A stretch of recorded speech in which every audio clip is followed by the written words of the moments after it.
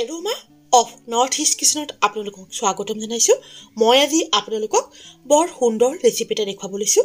আশা কৰিছোঁ আপোনালোকে ৰেচিপিটো ভাল পাব। এতিয়া আহকচোন ভিডিঅ'টো চাওঁ। ফুলৰ টাব এটাত ৰঙালাও পুলি এটা ওলাইছে। এই পাতখিনি ব্যৱহাৰ কৰিয়ে মই আজি ৰেচিপিটো প্ৰস্তুত কৰিম। ৰঙালাও পাতখিনি ছিঙা হৈ গৈছে। এতিয়া ভিডিঅ'টোত দেখুৱাৰ দৰে ৰঙালাও পাতৰ ঠাৰিবোৰ গুচাই ল'ব লাগিব। তাৰপিছত 10 মিনিটমান সময় নিমখ পানীত জুবুৰিয়াই পাতবোৰ ভালদৰে ধুই পানী টুকি ল'ব লাগিব।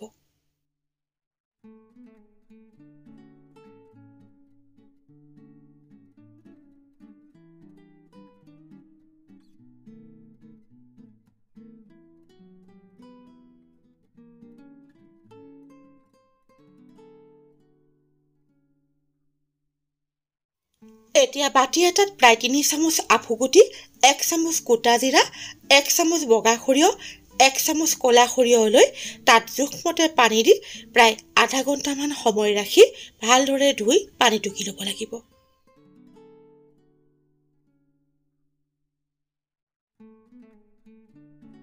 চাৰিডোখৰ ভকুৱা মাছ ধুই পানী নিগৰাই লোৱা হৈছে। এতিয়া মাছকেইডোখৰৰ ওপৰত অলপমান জালুকৰ গুড়ি, নিমখ আৰু নেমু ৰস দি ভালদৰে মিহলাই প্ৰায় 10 মিনিটমান সময় ৰাখিব লাগিব।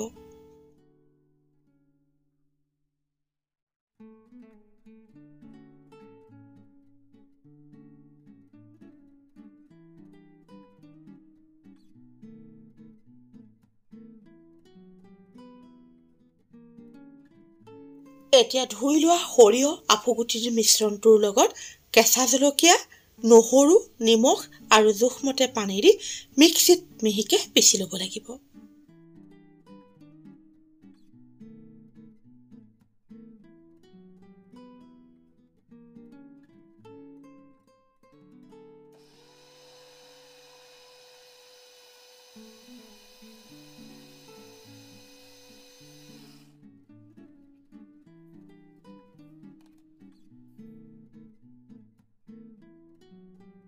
এতিয়া পিচি লোৱা সৰিয়হ আফুগুটিৰ মিশ্ৰণটো প্লেটখনত ঢালি ল'ব লাগিব।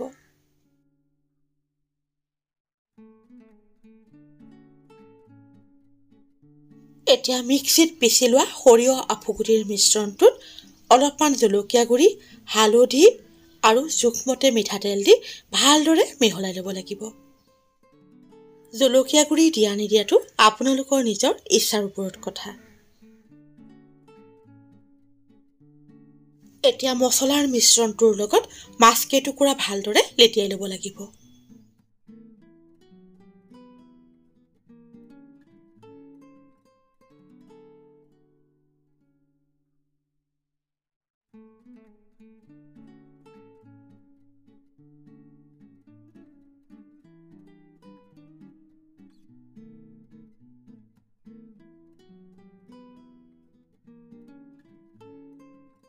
এতিয়া ভিডিঅ'টোত দেখুৱাৰ দৰে ধুই লোৱা ৰঙালাও পাতৰ লগত মাছকেইটুকুৰা বেলেগে বেলেগে মেৰিয়াই ল'ব লাগিব।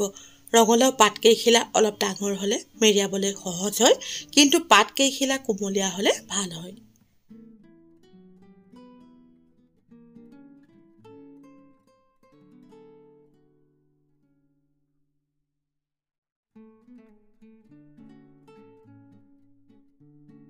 ঘৰুৱা ব্যস্ততাৰ বাবে আৰু শাৰীৰিক অসুস্থতাৰ বাবে বহুদিন মই একো ভিডিঅ' প্ৰস্তুত কৰাই নাছিলোঁ।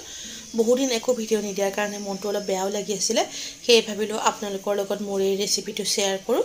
প্ৰিয় দৰ্শক, মোৰ এই চেনেলটোত আমাৰ পৰম্পৰাগত বিভিন্ন ধৰণৰ সুস্বাদু ৰেচিপিৰ ভিডিঅ' চাবলৈ পাব। এতিয়াও যদি আপোনালোকে মোৰ channel aroma of north east কিচেনক ছাবস্ক্ৰাইব কৰা নাই, অনুগ্ৰহ কৰি ছাবস্ক্ৰাইব কৰিবচোন আৰু লগতে কাষত থকা বেল আইকনটো টিপি দিব। তেতিয়া মই পষ্ট কৰা প্ৰতিটো ৰেচিপিৰ ন'টিফিকেশ্যন মই ভিডিঅ' পষ্ট কৰাৰ লগে লগে আপোনালোকে পাই যাব।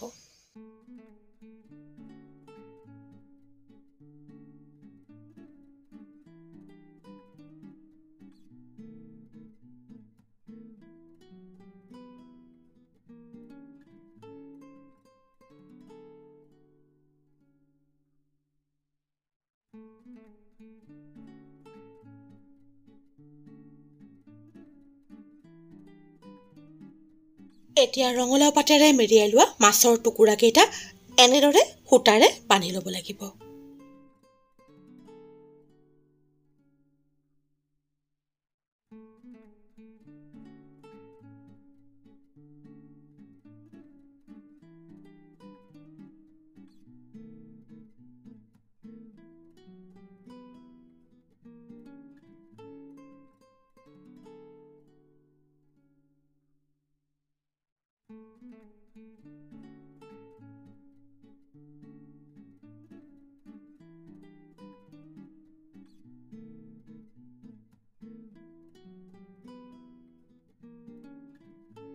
এতিয়া ননষ্টিক পেন এখন গেছত গৰম কৰি তাত প্ৰয়োজন মতে মিঠাতেল দি তেলখিনি গৰম হ'বলৈ দিব লাগিব। এতিয়া মাছৰ টোপোলাকেইটা পেনখনৰ ওপৰত দি গেছৰ জুই একেবাৰে কমাই দিব লাগিব। তাৰ পিছত ঢাকি দিব লাগিব।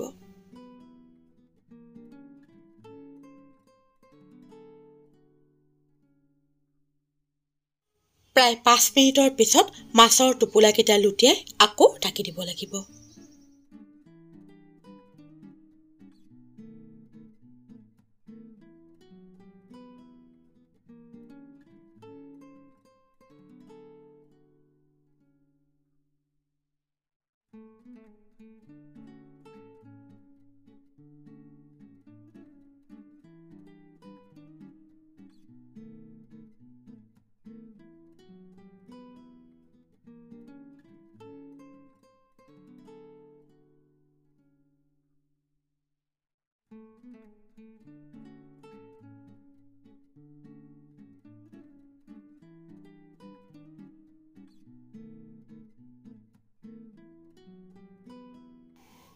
কম জুইত মাজে মাজে লৰাই মাছৰ টোপোলাকেইটা প্ৰায় 30 মিনিটমান সময় গেছৰ ওপৰত ৰখাৰ পিছত মাছকেইটুকুৰা ধুনীয়াকৈ সিজি যাব।